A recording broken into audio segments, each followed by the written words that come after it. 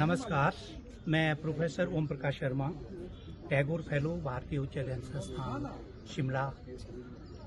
और सबसे पहले तो मैं इलेक्ट्रॉनिक मीडिया, प्रिंट मीडिया का बहुत अभिनंदन, वंदन, स्वागत करता हूं। हम एक महत्वपूर्ण विषय को लेकर के भारतीय उच्च अध्ययन संस्थान शिमला में ज्ञान भारतम की कड़ी के अनुरूप पश्चिमी हिमालय के अंतर्गत हिमाचल की जो लिपियां और पांडुलिपियां हैं, उस पर कार्यशाला का एक आयोजन आज कर रहे हैं। उसका उद्घाटन सत्र अभी कुछ ही क्षणों के बाद प्रारंभ होने जा रहा है। वस्तुतः पश्चिमी हिमालय में अगर आप देखें, जो 5 खंड हिमालय के हैं, आपके नेपाल, पूर्वांचल, केदार, जालंधर खंड और हमारा कश्मीर खंड, ये 5 हिमालय के महत्वपूर्ण खंड है।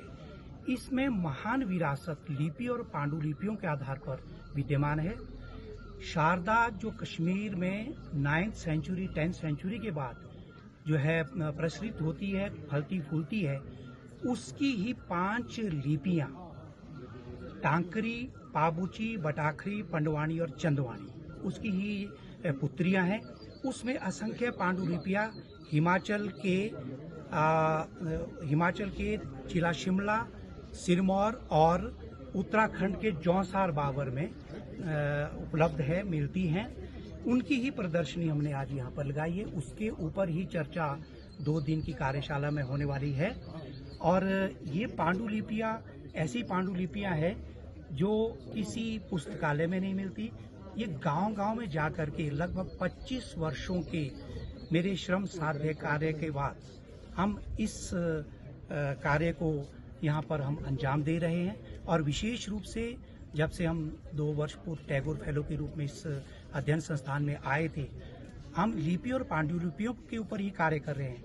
मैं बहुत आभार व्यक्त करता हूँ हमारी भारतीय उच्च अध्ययन संस्थान की जो अध्यक्षा है प्रोफेसर शशि प्रभा कुमार जी, जो विशेष रूप से मेरी ऊर्जा की स्रोत है, और हमारे निदेशक प्रोफेसर हिमांशु कुमार चतुर्वेदी जी, जिन्होंने मुझे प्रेरित किया कि आप इन लिपि और पांडुलिपियों की एक कार्यशाला आयोजित करें, और तब जाकर के हम एक भावी पीढ़ी को ये दे पाए कि ये कितनी महत्वपूर्ण विरासत है जो पश्चिमी हिमालय के अंतर्गत हिमाचल और उत्तराखंड के जौंसार बावर में विद्यमान है। ये इस धरोहर को बचाए रखना कितना महत्वपूर्ण है और इन जनरेशन टू कम कितना सिग्निफिकेंट रहने वाला है फॉर स्टडीज?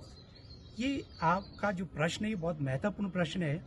लगभग 25 वर्ष जब मैंने इसकी यात्रा प्रारंभ की थी, ये जर्नी जब प्रारंभ होती है, उस समय हम ये नहीं समझ पाते थे कि ये लिपियां क्या है, क्योंकि पढ़नी नहीं आती थी। पांडुलिपियां क्या है, ये पढ़नी नहीं आती थी। पर जब 25 वर्षों के इस यात्रा में जब हम आगे बढ़ते हैं, और पांडुलिपिकारों का मैं विशेष आभार प्रकट करता हूं, जिनके सानिध्य में बैठ करके गांव-गांव जा करके उन पांडुलिपिकारों ने मुझे पहले तो लिपि के वर्णमाला सिखाई, समझने का प्रयास किया मैंने। तब जाकर के हम आगे बढ़ करके हमने ये कार्य देखा कि ये पांडुलिपिकार ही वास्तव में महान विरासत है, जिन्होंने इतने पता नहीं आदिकाल से इनके पूर्वजों ने कैसे लिखा होगा, कैसे इन्होंने संजोया होगा, और आगे जाकर के इन्होंने किस प्रकार से इस विरासत को अपने गांव-गांव, घर-घर में आज भी जीवंत बनाए रखा है। और भावी पीढ़ी के लिए अगर ये कार्य जाता है तो ये बहुत महत्वपूर्ण है, क्योंकि भारत को हम बिना इन लिपि और पांडुलिपियों के नहीं समझ सकते।